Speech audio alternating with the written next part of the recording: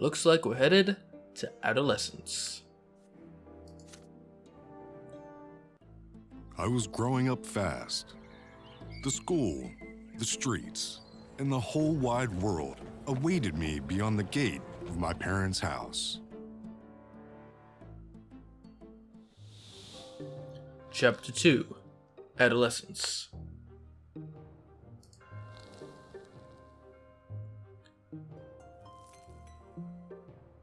You've lived in this world for 8 years now. As you grow older, life grows more complex. The world of your childhood was limited to your house and family, but now that realm is expanding. It also includes your neighborhood, the nearby houses, the streets of the ancient city of Anazote.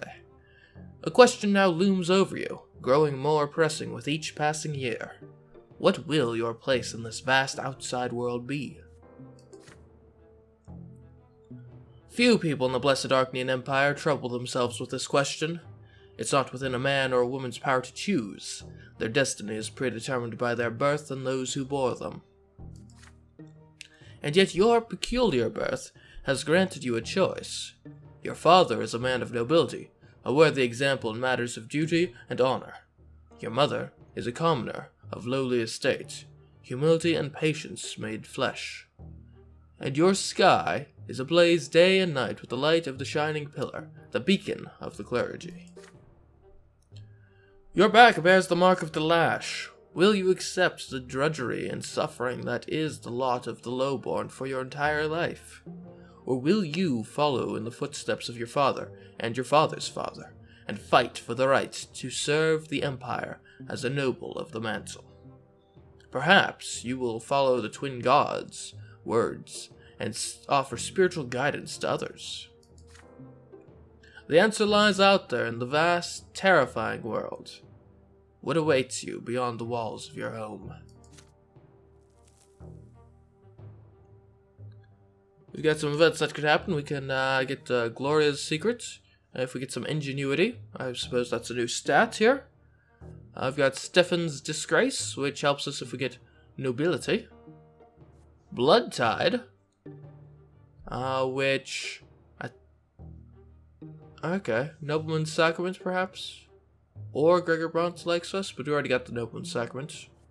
Nathan's admonition, which is spirituality. Okay. Oh, there's even more. Matters of the heart. Meet a girl. Any girl. Alright, that doesn't sound too hard. Revelation of the tree. An epiphany will help us get that. Sophia saved. You saved a local girl named Sophia from lesser death. Just need some willpower for that one. Alright, I'm principled, slow, and mundane. Maybe I shouldn't be so hard on myself. We got some willpower ready for action, still untouched by death. The relations screen is now available, and the province screen is now available, as well as the map of the empire screen. I have no relations. Oh, it's the empire. What fun. So this is where we live. And the province. We got the Archduke Melandas, Patriarch Fortis, 4 power, 4 church, 6 wealth of the Magra, and 8 order. Okay, interesting. Well then, let's get into adolescence.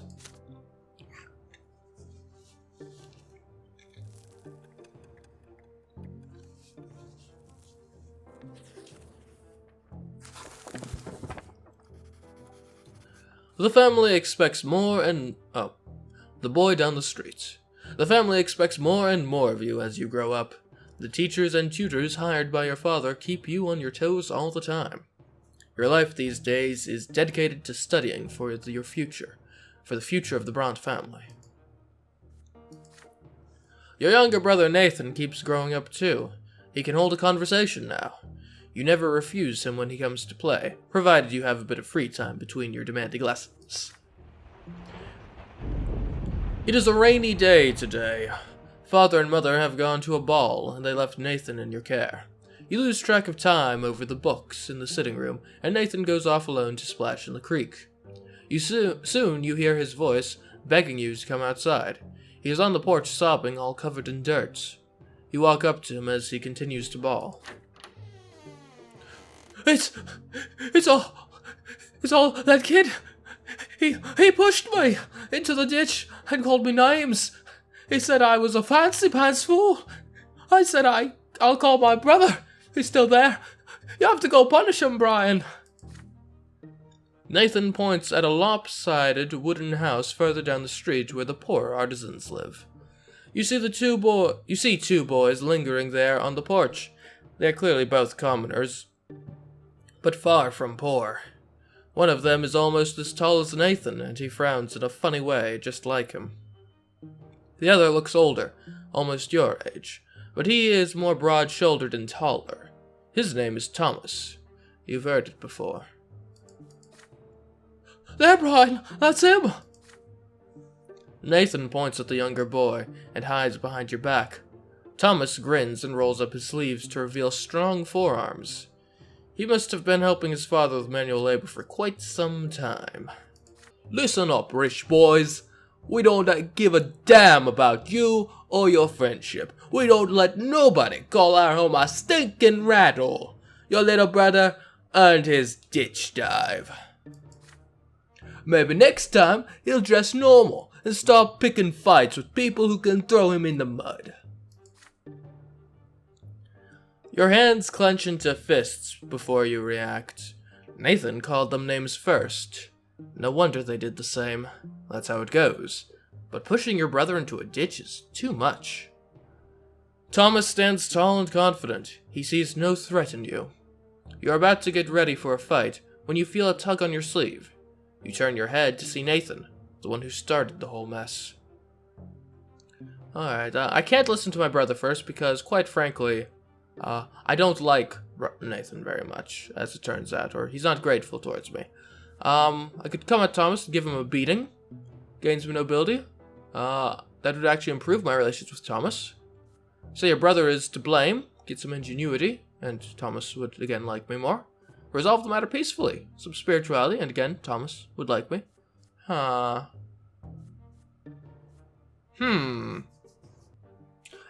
the elder brother, even if my younger brother here did, instigate things, the escalation is unacceptable, and I have to set things right here, and come to my brother's defense.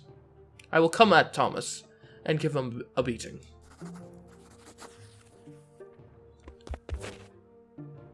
The bold-faced bully is taller and clearly stronger, but nobody talks to you like that.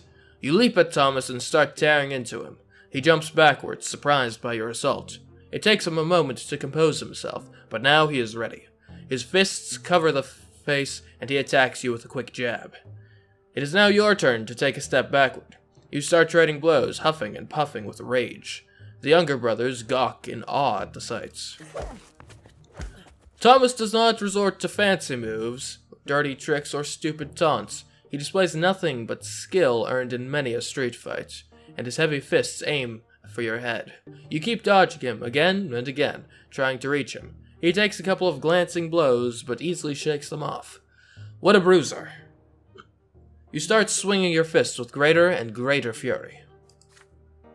Your heart is pounding like a hammer.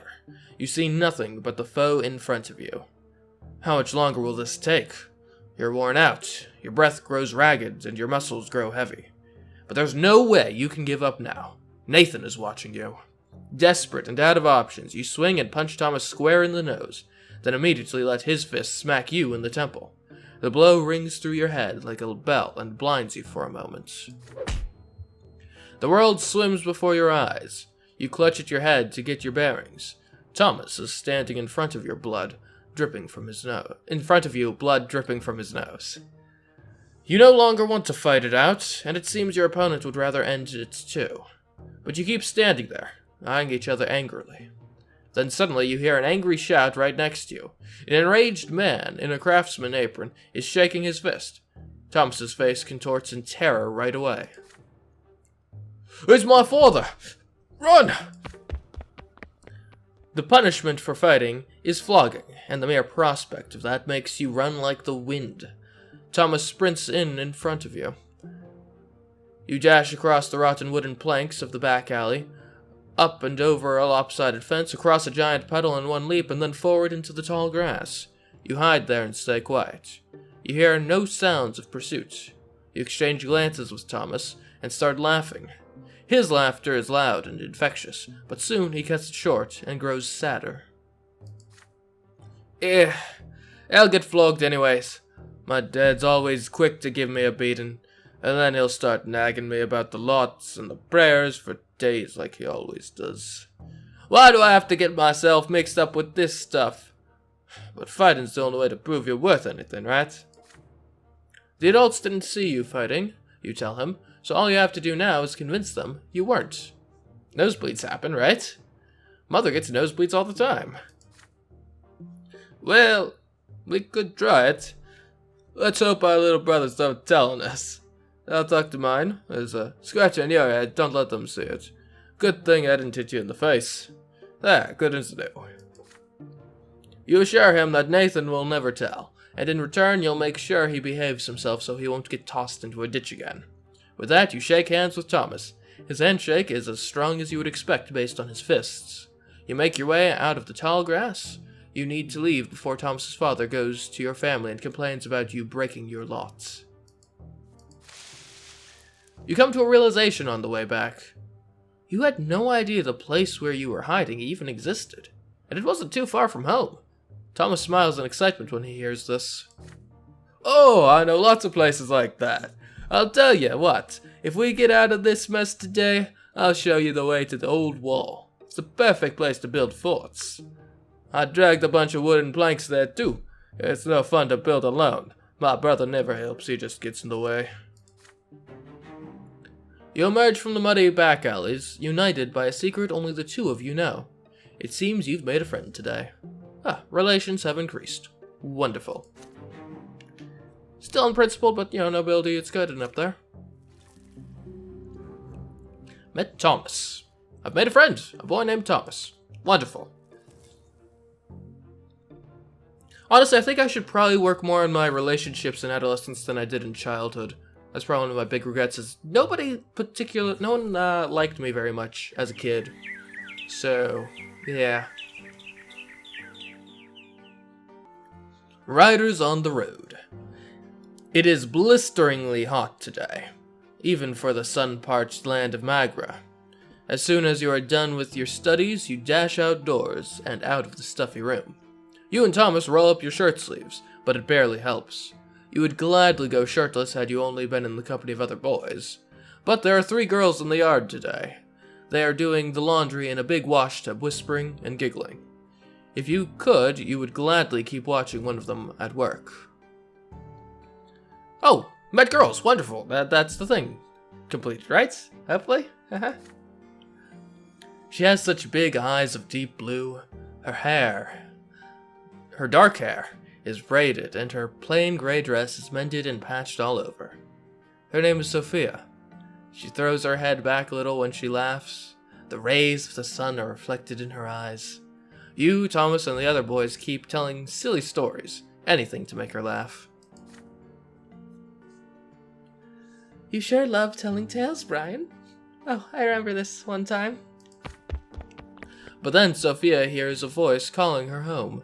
She nods to you and runs across the street, smiling.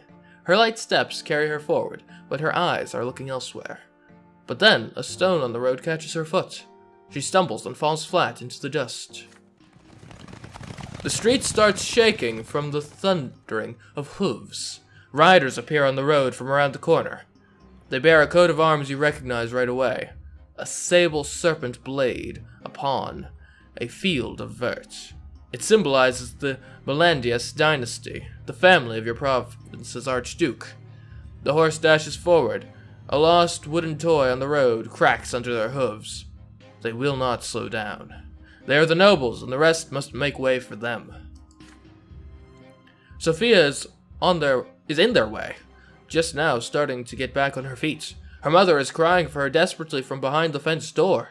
You freeze in terror. The riders surely see the girl. Are they going to stop? Or are they going to trample her? In only a few moments, the beautiful girl will be toppled, trampled, and crushed. Shield Sophia from the horses. Take some willpower. But Sophia would be saved. I'd gain some nobility, ingenuity, spirituality, and a death. And Sophia would like me a bit more. Or stay where you are. Sophia died her first death. We've got to help the girl. We've got to. You throw yourself blindly into the road, swinging your arms wildly. Dazed by the sound of thundering hooves, you can see nothing in the dust. For a brief moment, the horses slow down, just long enough for Sophia to get back on her feet and flee to the roadside. But then, the rider digs their spurs in. Dozens of hooves knock you off your feet and roll across your body. Your bones crack, break, and crumble. Your ears are ripped apart by the thundering rhythm of the ride. Your innards are pulverized. The last thing you remember is the sound of your own skull caving in. First death. You fall into a pain that embraces you like a soft feather bed. You feel light, free.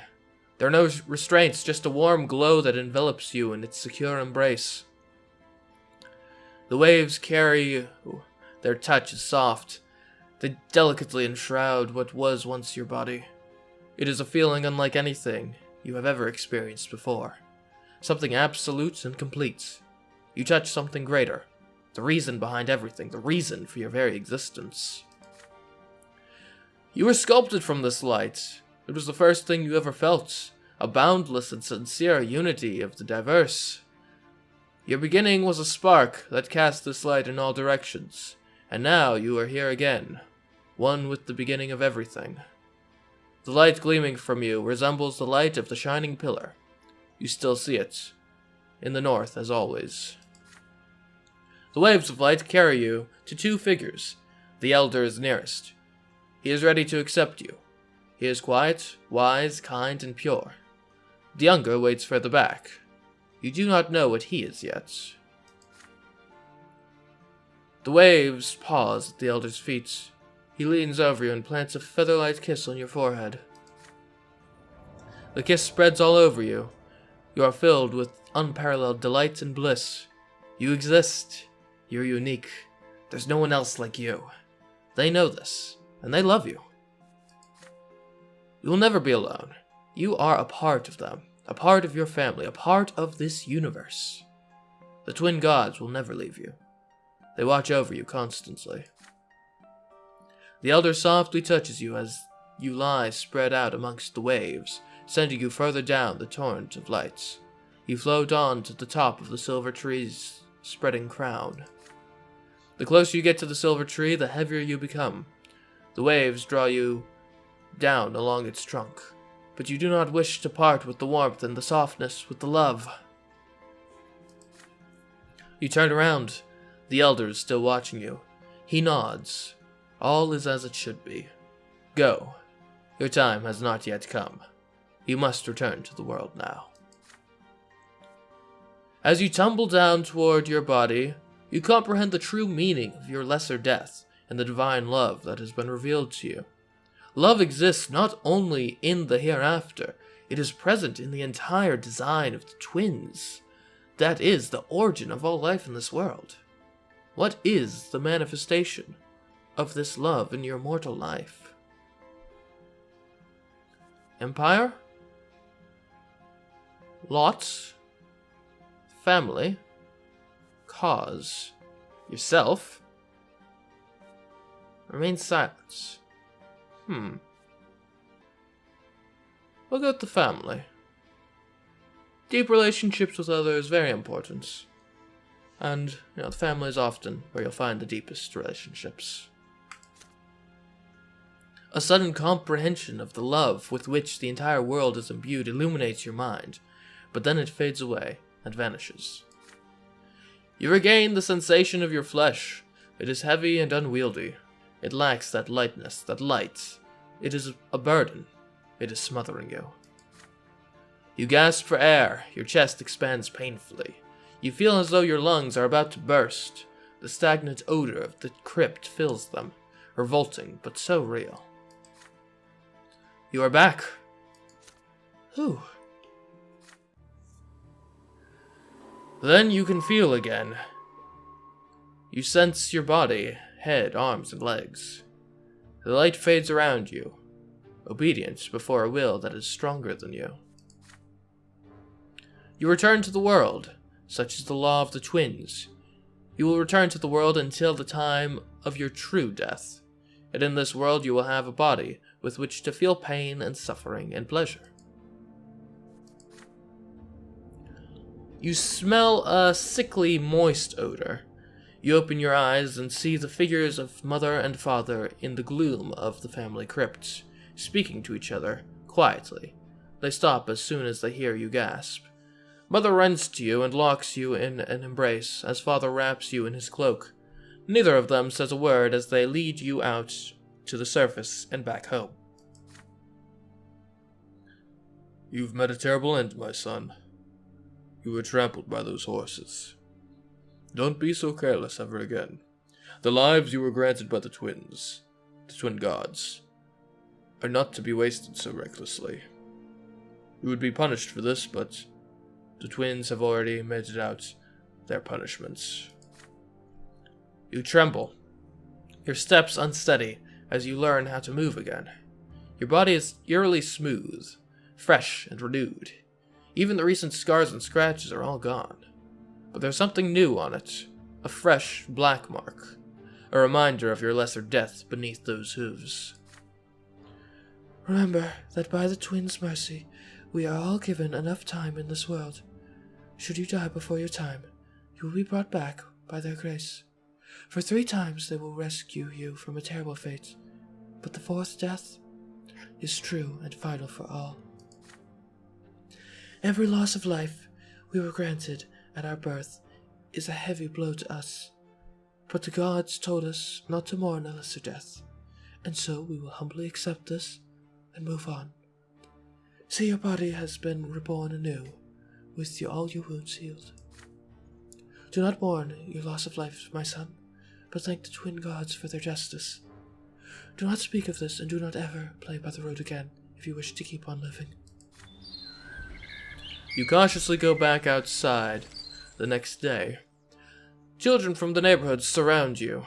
They all saw you get trampled, and now they will ask you the same question. What was it like to die? Thomas rescues you from their pestering. He pushes the motley crew aside, hugs you, and pats you on the back. Look at you, buddy.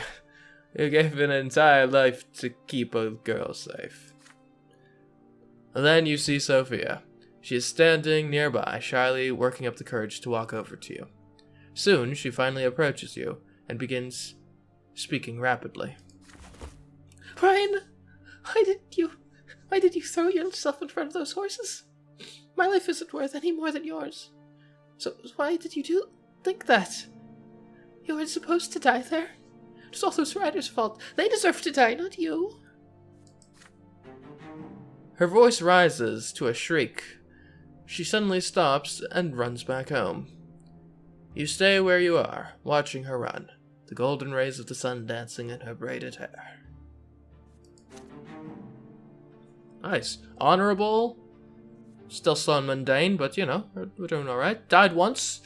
But, we got multiple. We'll be fine.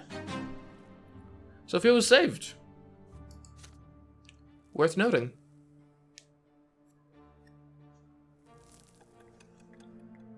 $11.28.